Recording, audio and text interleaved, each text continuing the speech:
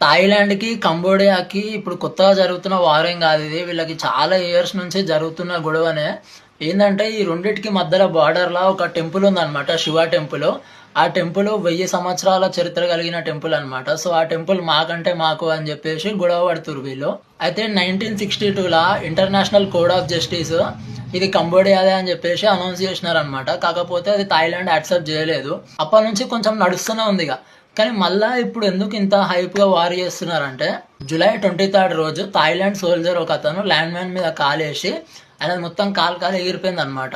So, అట్లా అయినప్పుడు Thailand government కంబోడియాకి question చేసింది. అసలు మీరు మా బార్డర్‌లోకి వచ్చి ఎట్లా ల్యాండ్ మైన్ పెడతారు అని అడిగితే, వాళ్ళేమో మేము మీ ప్లేస్‌లోకి రావడం ఏంది, మీరే మా బార్డర్‌లోకి వచ్చినారు అని చెప్పేసి అన్నారనమాట. సో, అట్లా మళ్ళా వార్ స్టార్ట్ అయిపోయింది.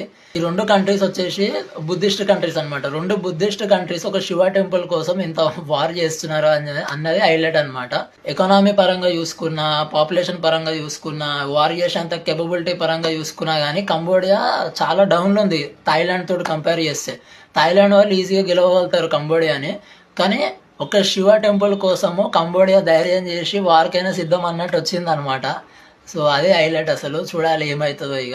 కాకపోతే కంబోడియా వెనకాల చైనా ఉంది. థాయిలాండ్ వెనకాల యూఎస్ ఉంది. థాయిలాండ్ వెనకాల యూఎస్ అయితే ఉంది అఫీషియల్‌గానే. కాకపోతే కంబోడియా వెనకాల చైనా ఉందా లేదా అన్నది అఫీషియల్‌గా తెలవదు. కానీ ఉంది అన్నది టాక్ అన్నమాట. సో, చూడాలి ఏమైతదన్నదిగ.